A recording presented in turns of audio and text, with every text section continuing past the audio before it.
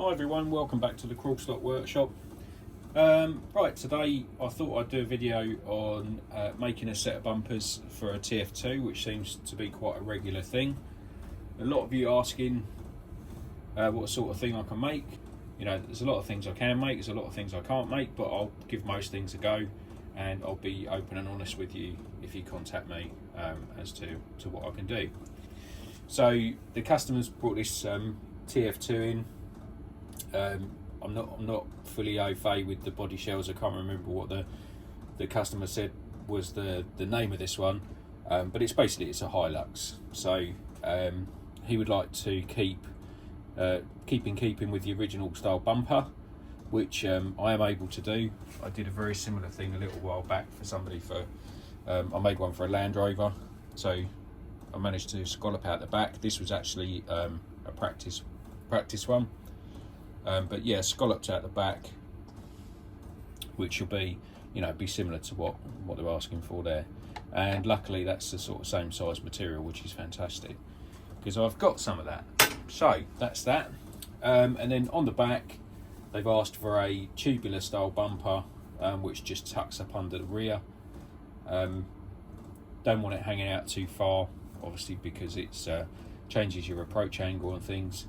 And but I need to make custom mounts for it, for front and rear. The front's going to be interesting because I need to make the brackets to go round the shackles as well, because it's leaf sprung.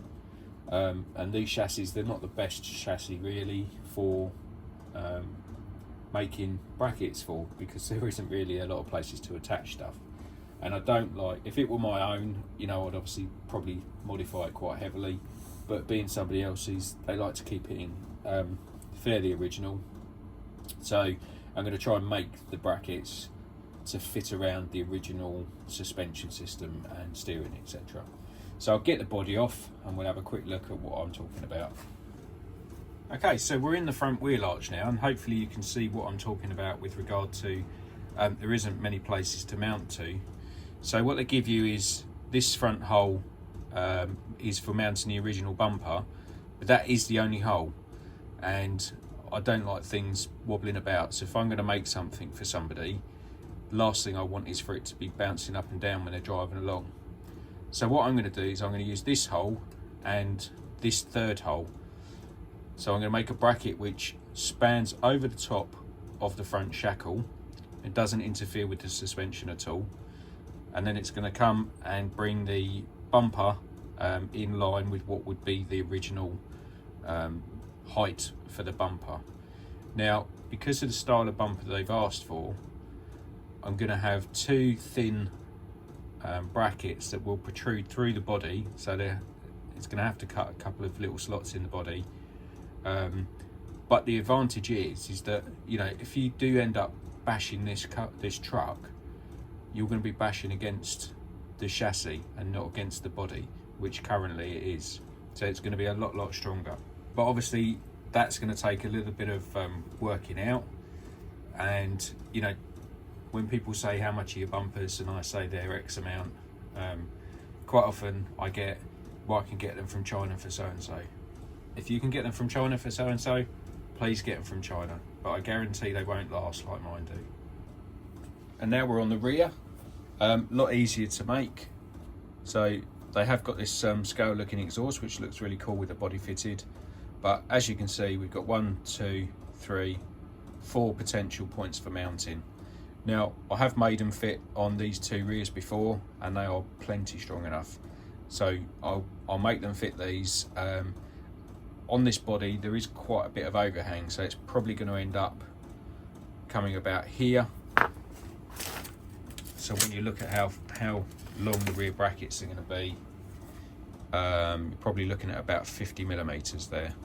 So quite a long bracket, and there's going to be a lot of leverage on there, which is why I always use the 2 points of fixing for the brackets.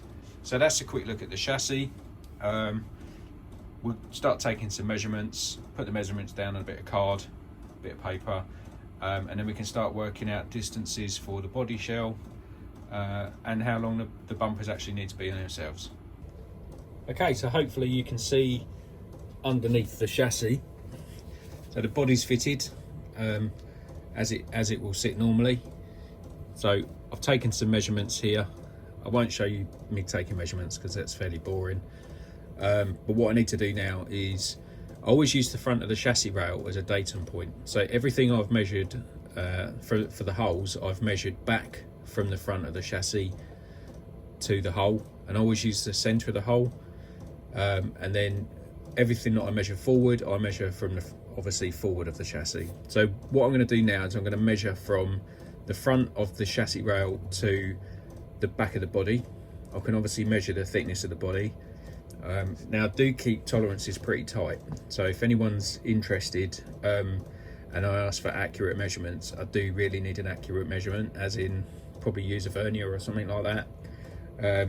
It's obviously a lot easier for me if I've got the model here, but I can't always do that, which you know, just one of those things. So everything forward I measure from the front of the chassis rail, and then I can take the body off, and once I've got, you know, a datum on the actual body shell itself compared to the chassis, I can then take all the measurements for the bumper. I hope that makes sense. It's not always the easiest thing to explain, but you know, hopefully with you know, pointing it out on here. And as you can see, this customer's got these fantastic wheel arch liners from Ant Scale Designs. So if anybody's after any TF2 wheel arch liners, Toyota branded as well, and they've got nice grills in them. These fit beautifully, and you know, not only do they look good, add, you know, scale points, but they stop some of the crud getting into your body shell. So I'll put a link underneath for Ant. Fantastic guys, 3D printing's brilliant. So I highly recommend those. And that really is sort of taking the front measurements, and the back is exactly the same. I use the back of the chassis rail as a datum point, because that can't change. You know, length of the chassis is always going to stay the same. The body locates on these pins here. I'm sure lots of you are familiar with those. So the body can't really go back and forth. And then what we're going to do is just cut a couple of little thin slots in the body shell, which you, once the bumper's actually fitted, you won't see. And then it'll be nice and strong, fit absolutely perfectly, and will look, you know, look cool and be fantastic. Okay, so we're back at the drawing. It's pretty crude, and it may not mean anything to you, but it does to me. So I've done a rough sketch of the leg of the chassis, the distance in the holes, where the shackle for the front suspension is going to correspond in here as well, and then the distance between the front of the chassis rail and the front of the body shell, and then the height of the body shell in relation to where the bumper's sitting. So most important dimensions are distances between holes, distance between the front of the chassis rail and the body. Everything else I can sort of interpret as I'm going. So the good thing is with this, if I've got these dimensions, I can use them in line with the milling machine, and I can drill the holes accurately, so I know it's going to mount perfectly. Then it's just a case of making it fit around the body shell. We're over at the milling machine. I've got some stock material in here, which is 30mm by 2mm, a 3mm drill in the chuck, which is what I'm going to use to make the holes which will correspond with the chassis rails. And then what I can do is fix them together using the screws, and then all the way through all the machining ops, they'll be the same. So this is my DRO, or digital readout. At the moment it's set on the distances from the two datums that I'm using. So the datums are the back jaw of the vise, which is, this doesn't move. Obviously this front one does when you move the vise in and out, so you don't use that as a datum. So I use this back datum. I know it's parallel against the machine as well. And this edge here I've machined flat. So I know this is a good datum as well. So my datums are this side and this back edge. And I know that every measurement that I take from those two datums will be accurate.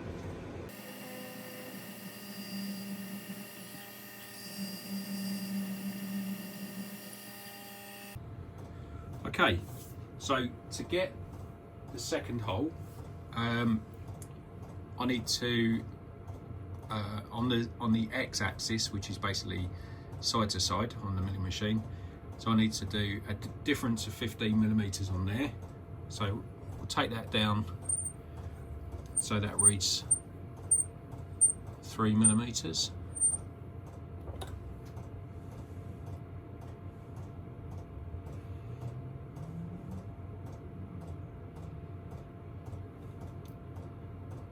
There we go. And it's 1.5mm higher than the datum hole. So we need to go on the y-axis, which is in and out, we need to go up to 6.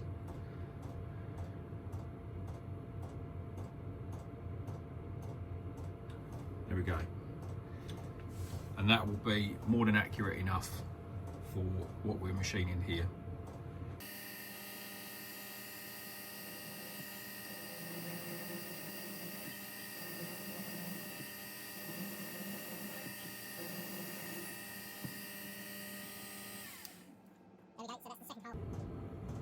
So the distance between these two holes on the centres is 15mm. So what I'll do, I'll go halfway, which is 7.5.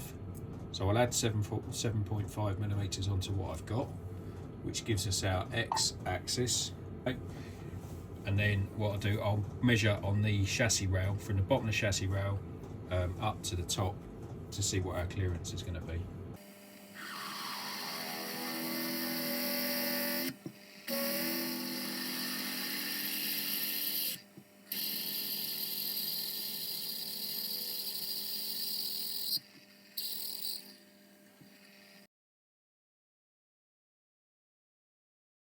Right, this is the first of the brackets made up for the front end, matching pair. I just need to trim off a little bit where it's meeting the wheel arch there, the inner fender, but doesn't foul the suspension at all, which is great, which is what I wanted, and it's, you know, it's nice and secure. There's 2 decent bolts in there, M3 bolts. There's no way that's going to get damaged without, you know, a major problem. So all looking good so far. I'll get some more work done, tidy them brackets up a little bit. The blue is just a marking out pen that I use, and we'll get on to removing the bumper from the original body and make a start on actually making the bumper itself.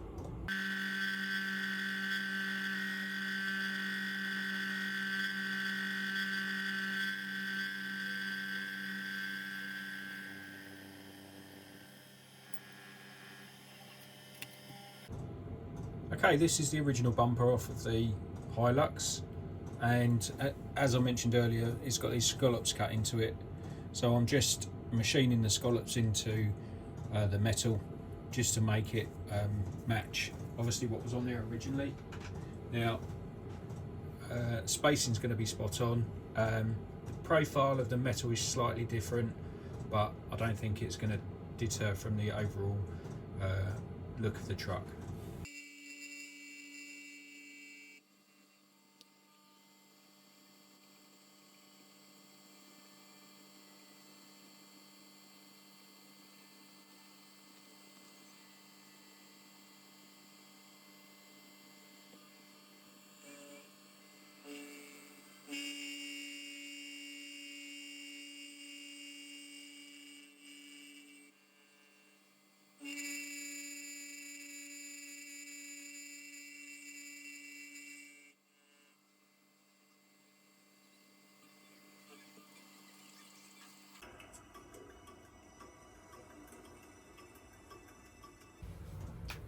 Right, morning everyone, new day in the shop. Got quite a bit done yesterday. Managed to get the front brackets made and mounted to the truck. So I'll show a little bit on that in a while. But what I've started to do is to mark out the front bumper. So this is the original front bumper. I could spend a lot of time making this angled bottom profile, but to be honest, you know, time is money at the end of the day, so I'm not going to do that. But what I am going to do is try and replicate these ends. So I'm going to have to do a bit of cutting, machine the back out of this square bar, and then what I'll do, I'll put a couple of mounts in very similar to like what's on the original here, to mount it to the truck. So what I've done so far is I've cut the scallops in. These are all exactly as they are on the original, so the owner will be able to put the lights back in, the indicators back in, if they want to. But also obviously this is going to be a hell of a lot stronger. I think this is 2mm steel, so it actually isn't that heavy. You think it would be really heavy, but it actually isn't. And obviously scalloping out is going to remove some weight. I've still got some material to take off the ends, and I need to machine the back off as well to replicate what's going on here. What I'm trying to do here is I've marked up the ends. I've done 2 markings here. One is this back edge, this inner edge, and then the other is where I'm going to cut it to fold the front piece of metal round to replicate this end cap. So eventually when you look from the top, it should look exactly the same as this. And then if you also look, it's got a very slight curve in it as well. I am going to try that. It might end up wrecking the bumper completely, but the way I'm going to do it is probably using my welding table. I'll make a jig with a threaded rod, pushing down in the center, and then space it out the ends between, sort of between a couple of bars like that, and then I'll use a puller to pull down in the center, and it should, fingers crossed, replicate that small curve. I might talk myself out of it in the meantime, but we'll see how it goes. Okay, so hopefully you can see I've cut the ends of the bumper down. Obviously I left it longer than it needed to be, and what I need to do now is, I normally cold bend everything because it doesn't spring so much, but because it's obviously quite a tight curve, I'm just going to heat this up and just fold it round. So I'll put it in the vise, and then I'll use a pair of grips just to bend that round, and then hopefully we've got a nice joint here. I'll just file in the corners a bit just to make sure it's nice and square, and then it should, fingers crossed, replicate this end like we've got on here. Okay, there we go. That didn't go too badly. I didn't show it on camera because, to be honest, with the camera, the blow lamp, the vise, the hammering, lots of noise, it's not very nice. So hopefully you get the idea of what I'm trying to replicate there with the ends. So what I'll do, I'll weld these up, and then so that'll be the end caps done, and then I'll machine the back out of the bumper. So excuse the noise, can't be helped with the torch, but decided to silver solder this. One, it'd be quicker, and two, it'd be easy for me to clean up afterwards. So hopefully that goes okay. So the flux goes through a state where it's liquid, or it starts as a sort of a powder which you moisten. Then it turns brown, then it will go clear like it has now, and eventually it should dissolve, and as it's dissolving, the metal should look like it's cleaned right up, and then just introduce a little bit of silver solder, and there you go, hopefully you saw that. So the flux is there basically to clean up, but also it gives the silver solder a path, so wherever you flux, generally the silver solder should follow. Now you don't want to put too much on, you don't want to put not enough on, because you'll just make a right mess, and the flux is not easy to clean off, surprisingly. You can pickle it. A lot of people have what they call a pickling jar. I can't remember the exact type of acid that you use, but it's almost like vinegar basically, and it will help you tidy it up. But what I like to do is get it silver soldered, I let it cool, and then usually I'll bung it in a shot blast, and that will knock any sort of crust off or you can give it a nice wire wheel on the I've got a powered wire wheel here, so I'll probably give it a go on there, seeing as it's an easy bit to hold on to. So that's one end. I'll let that cool a little bit because the heat will transfer along, and what I don't want to do is put too much heat into this. Like I said, it's only 2mm thick and it can quite easily distort. So yeah, this is the first time using my clamp setup, so I'm quite pleased with that. It seemed to have worked perfectly. So we'll move on to the other end. Hi everyone, welcome back. It's been a little bit of a challenge this afternoon, so there's been a few bits that I haven't filmed, partly because just so fiddly, and the thing is, when I'm filming, I'm actually concentrating quite hard on the filming. It might not seem like it in the videos, but I am, and what I didn't want to do was detract from concentrating on the bumper. So it's not 100% done. It needs, the brackets need to be welded to the actual bumper, but I have to say I'm pretty pleased with it, to be quite honest. So this was the original plastic bumper, and I think it looks really cool. You know, it's certainly in keeping with the vehicle. I think it'll look good once these marker lights are put into here. But I'll leave that up to the owner to do that. But overall, I'm pretty happy with that bumper. I think it's come out okay. It's solid. It's got 2 anchor points onto the chassis on both sides. I have had to trim the body to fit over the brackets, but I think that's a small price to pay for having a solid front bumper. But one thing I'm thinking of doing is, if I were to add a little bit of plate between here and here, which are the front mounting points, then that could be trimmed and put back. So actually, once you've got the body back on, the only way you'd be able to tell that it's been modified is this tiny slot here. So I think, to be fair, I think that's a fairly small compromise. So again, I think I'll probably put a little bit of bar between here and here, a little bit more strength as well, tiny bit of weight but a bit more strength, and you know, to add that bit of trim in, I think that'd look pretty cool. This black bit is actually where the original bumper was mounted, so those holes lined up on the back, just like that. Hopefully you can see that, lined up like that. Obviously the other way up, but like I say, I think you know, you won't need this bit and you won't be able to mount that bit because the bumper will be in the way, but this little bit of trim here, he can mount back onto the bracket. So I think I'm going to do that. It won't take a lot to do that, and a bit more in keeping. But yeah, I to be honest, I've impressed myself how it's come out. I don't mean to sound big-headed or anything, but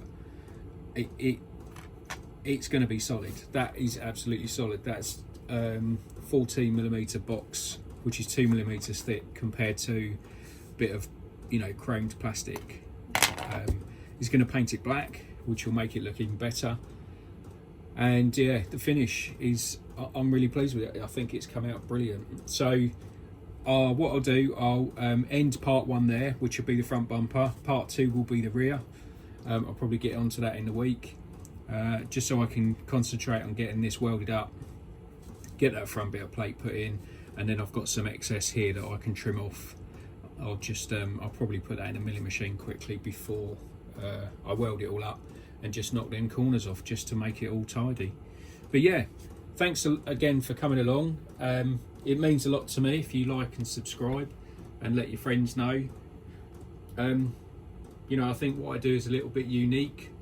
There are people out there that do similar, but you know, I don't think a lot of it gets put onto YouTube, and you know, it can give you a bit of inspiration. You know, I'm constantly watching YouTube, and I get inspiration from you guys' builds, which inspires me to push my boundaries a little bit. You know, I think a lot of people look at my stuff and think, oh, you know, it's another one of those again.